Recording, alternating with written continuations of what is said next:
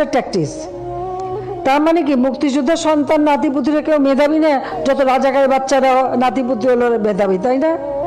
কিন্তু এটা ভুলে গেলে চলবে। 10 জনের সামনে কথা বলতেছি, কিভাবে কথা বলতে হবে এই কথা বলার ভাষাটুকুই যদি আমি না জানি, ওই 10 জনের সামনে কথা বলার কোনো যোগ্যতাই আমার নাই। 1971 সালের পর থেকে যারা জন্মগ্রহণ করছে, যুদ্ধতে অংশগ্রহণ করতে পারে নাই, তারা সবাই রাজাকার। আমি, আপনি, আপনার বাবা, আমার দাদার নামও যেহেতু মুক্তিযোদ্ধার কোঠায় নাই, তাহলে আমার দাদা সহ আমরা সবাই রাজাকার। এক কথায় বলতে গেলে বর্তমান দেশে 16,98,00,000 নাগরিকদের মধ্যে 2,31,000 মানুষ মুক্তিযোদ্ধা, এদের পরিবার বাদে আমরা সবাই রাজাকার। যেই রাজাকারের নাম শুনলে একটা সময় আপনার চোখে ঘৃণা চলে আসতো, এখন একবার ভেবে দেখুন সেই রাজাকারের ট্যাগে আপনার ঘাড়ে চলে আসতেছে। সেই ট্যাগ আপনার ঘাড়ে দিতে এক বিন্দুও দ্বিধাবোধ করতেছে না, কারণ তার পদে উঠতে আপনার কোনো প্রয়োজন হয় না। বিকজ যেই দেশে ভোট ছাড়া ক্ষমতা পাওয়া যায়, সেই দেশে আবার কিছু বলতে ভাবতে হয় নাকি? আজকের ভিডিওতে একটা কথা বলে যাই, মাথায় রাখেন, কথা যত বেখেয়ালি হবে পতন তত দ্রুত হবে ইনশাআল্লাহ। পার্সোনালি আমি কোনো রাজনৈতিক সম্পর্কের সাথে সম্পৃক্ত নয়, কিন্তু একজন সাধারণ নাগরিক হিসাবে এই কথার বিরুদ্ধে তীব্র নিন্দা ও প্রতিবাদ জানানোর প্রয়োজন আমি মনে করি। রিসেন্ট 8-9 দিনই হয়ে গেল কোঠা এবং মেধা নিয়ে একটা আন্দোলন চলতেছে। হ্যাঁ, এই কথা সত্য যে কোঠা এবং মেধা দুইটা এক জিনিস নয়, কিন্তু আমার কথা হচ্ছে মুক্তিযোদ্ধাদের নাতি নাতনি থেকে শুরু করে ছেলে মেয়েগুলো যদি এতই মেধাবী হয়, তাহলে তাদের চাকরির জন্য কোঠার কিসের প্রয়োজন? প্রশ্ন থেকেই যায়। সাধারণ মানুষগুলো যদি রাজাকার হয়, এই সাধারণ মানুষের ট্যাক্স ভ্যাট দিয়ে আপনি দেশ চালাচ্ছেন, তার মানে আপনি বড় রাজাকার। বাংলাদেশ পরিসংখ্যান BBS এর হিসাবে শিক্ষিত বেকার আছেন 23,50,000 জন, অর্থাৎ বাংলাদেশে মোট বেকারের সংখ্যা 12% উচ্চ শিক্ষিত। এখন আমাদের মাননীয় প্রধানমন্ত্রীর কথা হিসাবে এই 12% উচ্চ শিক্ষিত বেকার নাগরিকই মেধাহীন। আফসোস, 2022 সালে আমি সেনাবাহিনীর মাঠে অ্যাপ্লাই করেছিলাম এবং আমি বগুড়া ক্যান্টনমেন্ট মাঠে দাঁড়াতে গিয়ে দেখি অলরেডি 3 জন সিলেক্টেড হয়েই আছে। এখন আমার প্রশ্ন হলো, আমরা এতগুলো স্টুডেন্ট মাঠে দাঁড়াতে গিয়েছিলাম, আমাদেরকে দেখার আগে আমাদের মেধা সম্পর্কে তারা বুঝে গেছে, রাইট? যদি আমাদের না দেখে আমাদের মেধা সম্পর্কে নাই বুঝতো, তাহলে তো অলরেডি আগে থেকে 3 জনকে সিলেক্ট করে রাখতো। যে দেশে কোঠা ছাড়া চাকরি হয় না, দেশের নাগরিকদের রাজাকার বলে সম্বোধন করা হয়। আমরা একজন সাধারণ নাগরিক হিসেবে প্রধানমন্ত্রীকেই ভয়কট করতেছি। রাজাকার প্রধানমন্ত্রী, তার গদি থেকে তাকে নামিয়ে দেওয়া হোক, নয়তো কোনো আইন আমরা মানি না। আপনি একজন সাধারণ মানুষ হিসেবে আপনি নিজের থেকে ভেবে দেখেন দেশের কতটুকু আইন সুষ্ঠুভাবে পর্যবেক্ষণ হচ্ছে। একজন সাধারণ নাগরিক হিসেবে আপনার দায়িত্ব এগুলোর বিরুদ্ধে প্রতিবাদ করা। এখন আপনার প্রশ্ন থাকতেই পারে, এগুলোর বিরুদ্ধে এইভাবে প্রতিবাদ করে কিছুই হবে না। দেখেন, আপনি ঘরে চুরি করে বসে থেকেও কিছুই হবে না যতক্ষণ না আপনি এগুলোর বিরুদ্ধে রাজপথে নামবেন।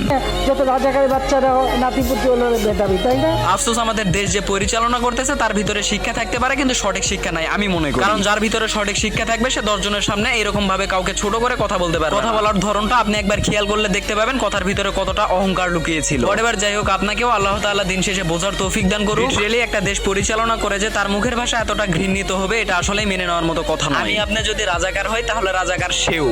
ধন্যবাদ।